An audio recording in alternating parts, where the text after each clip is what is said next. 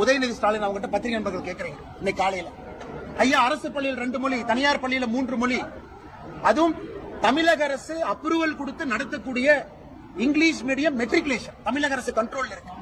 English medium மெட்ரிகுலேஷன்லயே நீங்க தமிழை கட்டாயமா வைக்கலையே, அதுலயே தமிழும் இருக்கு, ஹிந்தி இருக்கு, பிரெஞ்சு இருக்கு. இதெல்லாம் சுட்டி காட்டும் பொழுது உதயநிதி ஸ்டாலின் சொல்றாரு, நாங்க தான் அரசு பள்ளியில ஓசியில சாப்பாடு போடுறோம்ல, நாங்க தான் அரசு பள்ளியில ஓசியில யூனிஃபார்ம் கொடுக்கறோம்ல, நாங்க தான் அரசு பள்ளியில ஓசியில ஷூ கொடுக்கறோம்ல. ஆனா அண்ணன் உதயநிதி ஸ்டாலின் அவர்களுக்கு ஒரே ஒரு கேள்வி கேட்கிறேன், அது உங்க அப்பா வீட்டு பணத்துல இருந்தா கொடுக்குறீங்க? மக்கள் கொடுக்கக்கூடிய வரி பணத்துல அரசு பள்ளியில் படிக்கக்கூடிய மாணவ செல்வங்களுக்கு எங்ககிட்ட இருந்து வாங்கக்கூடிய வரியில அந்த வரி பணத்துல நீங்க சீருடையும் மத்தியான உணவும் கொடுக்கறீங்க. உங்க குடும்பத்துல இருந்து கொடுக்கறீங்களா இல்ல உங்க அப்பா தாத்தா பணத்தை கொடுக்கறீங்களா? அப்படி இருக்கும் பொழுது பொறுப்பற்ற முறையில ஏதோ ஓசியில கொடுக்கற, இலவசத்துல கொடுக்கறன்னு கருத்து சொல்றாங்க. அது மட்டும் இல்ல, அண்ணாமலை தரமா பேசணும், தரம் இல்லாதவர்ங்கிறார். இன்னைக்கு யாரு தரமானவர் நம்ம பேசுவோங்க ஐயா. இங்க உதயநிதி ஸ்டாலின் பேசுற சில வார்த்தைகளை உங்க முன்னாடி நான் பேசுறேன்.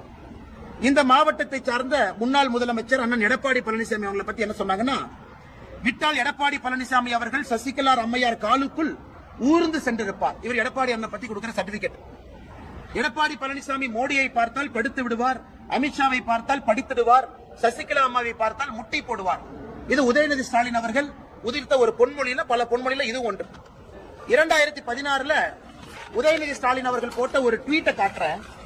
இதுல பாருங்க, மதிப்புக்கு மீறிய புரட்சி தலைவி அம்மையார் ஜெயலலிதா அவர்கள் இருக்கிறாங்க, அது பக்கத்துல ஒரு சினிமா நடிகை இருக்கிறாங்க.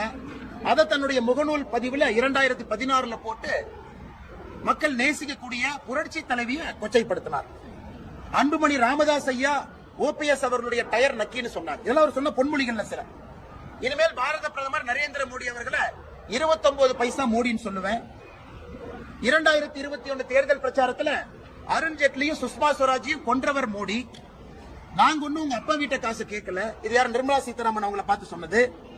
கவர்னரை மக்கள் செருப்பால் அடிப்பாங்க. ஆனால் உதயநிதி ஸ்டாலின் அவர்களுக்கும் தரத்துக்கும் நார்த் போலுக்கும் சவுத் போலுக்கு இருக்கிற தூரம் தான். தரம் இல்லாத ஒரு அரசியல்வாதி தமிழ்நாட்டில் இருக்காருன்னா அது உதயநிதி ஸ்டாலின். தாத்தா பேரை அப்பா பேரை வச்சு ஓட்டிட்டு இருக்காங்க. நாங்கள் கேட்பது அடிப்படையில் ஆதாரத்தோடு கேள்வி கேட்கிறோம். நீங்கள் பள்ளி நடத்துறீங்க, தனியார் பள்ளியிலே படிக்கக்கூடிய குழந்தை செல்வங்கள் எண்ணிக்கை அதிகமாகுது. அப்படி இருக்கும் பொழுது அரசு பள்ளியில மட்டும் நீங்க கட்டாயப்படுத்தி இருமொழி தான் படிக்கணும் ஏன் சொல்றீங்க? நீங்க சிபிஎஸ்இ ஸ்கூலுக்கு பர்மிஷன் நீங்க கொடுக்கறீங்க. 200 ஸ்கூலுக்கு கீழ இருந்து 2010 ஸ்கூல் எப்படி ஆச்சு? நீங்க state board matriculation English medium ஸ்கூலுக்கு பர்மிஷன் கொடுக்கறீங்க. அங்க எல்லாம் 3 மொழிக்கு அனுமதி கொடுக்கும் பொழுது அரசு பள்ளி மாணவ செல்வங்கள் மட்டும் எதற்காக 2 மொழி படிக்கணும்?